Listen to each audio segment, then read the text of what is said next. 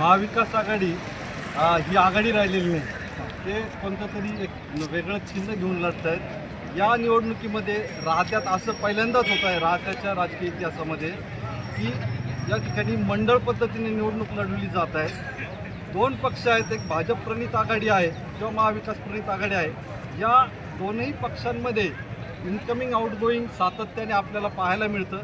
राहतेकरांची वारंवार फसवणूक झालेली आहे।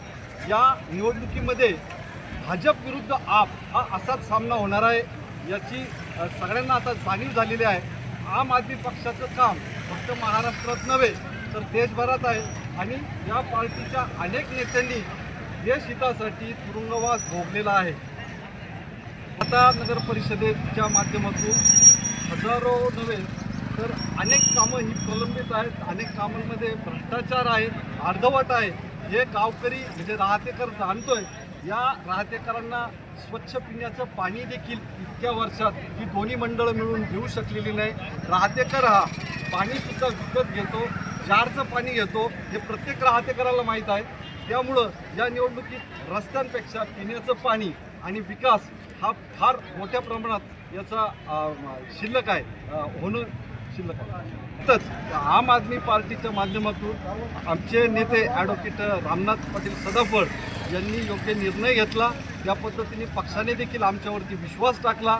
दिल्लीवरनं AB फॉर्म येण्याची प्रक्रिया पूर्ण झाली आणि त्याचबरोबर नगराध्यक्षपदाचा आमचा एक चेहरा म्हणून उच्च शिक्षित असलेले ॲडव्होकेट रामनाथ सदाफळ यांच्याबरोबर मी स्वतः प्राध्यापक डॉक्टर जयंत गायकवाड पत्रकारितेत 25 वर्षापासून काम करतोय। तिसरे आमचे उमेदवार आहेत पत्रकार महेश बालेराव की जे सातत्याने लोकांची भूमिका मांडण्याचं कामकाज करतात। चौथे आमच्या उमेदवार आहेत नीता अमोल शहा, या गृहिणी असून या देखील उच्च शिक्षित आहेत। त्यामुळं राहतेकर या निवडणुकीमध्ये नगरपालिकेत या चारही लोकांना संधी देणार आहे असा सर्वे आपल्याच काही पत्रकार बांधवांच्या माध्यमातून समोर आलेला आहे। मी राहत्याच्या पत्रकारांचे धन्यवाद मानतो। सातत्याने आमचे मनोज भाऊ असतील, अजय राव असतील, जावेद असेल, सगळेच पत्रकार मंडळी हे राहत्याच्या विकासासाठी अग्रभागी असतात, समस्या मांडतात। गाव पातळीवरती शासकीय पातळीवरती या प्रश्नांचं गांभीर्य ओळखलं आणि पत्रकार या समस्या मांडत असताना पुढारी लोक गेले 2-3 वर्ष कुठंच पाहायला मिळाले नाही। ही मोठी समस्या होती। आजही निवडणूक आली की एक जत्रा म्हणून फॉर्म भरले जातात, पैसे वाटप केलं जातं, दारूचं वाटप केलं जातं, त्या माध्यमातून तरुणांची युवकांची फसवणूक केली जाते, रोजगार राहिलेला नाही। त्यामुळं अंगणवाडी पोषण आहारावरती देखील मोठ्या प्रमाणावरती आम आदमी पार्टीच्या माध्यमातून राहता शहरामध्ये आम्ही ॲडव्होकेट रामनाथ सदाफळ यांच्या नेतृत्वात कामकाज करणार आहोत।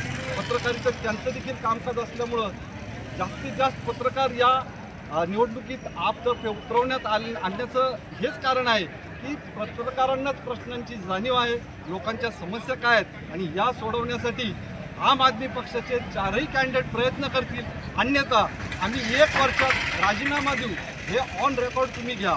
आम्ही 1 वर्षात राहतेकरांना न्याय देऊ शकलो नाही तर या आमच्या सगळ्यांच्याच पदाचा आम्ही राजीनामा देऊ आणि त्या पद्धतीचं ॲफिडेव्हिट देखील आम्ही राहतेकरांना देणार आहोत। दोनच पक्ष आहेत सध्या निवडणूक लढवत आहेत, एक भाजप आणि दुसरा आप आहे। कारण राष्ट्रवादी वगैरे इतर जे पक्ष आहेत एक मंडळ करून लढत आहेत, त्यामुळे त्यांचं चिन्ह काही या निवडणुकीत दिसणार नाही। त्यामुळे आमची फाईट ही थेट भाजपशीच आहे। आमच्या दिल्लीतले नेते असतील, पंजाबचे नेते असतील, यांनी नेहमी भाजपच्या भूमिकेवरती प्रश्नचिन्ह उपस्थित करून तुरुंगवास सोपलेला आहे आणि याच ध्येयाने उद्दिष्टाने प्रेरित होऊन राहता शहरामध्ये आपची एंट्री झालेली आहे। बाकी राहतेकर आणि आपण पत्रकार बांधव या गोष्टीला प्रसिद्धी किंवा माध्यमांमध्ये योग्य ती आमची भूमिका मांडा।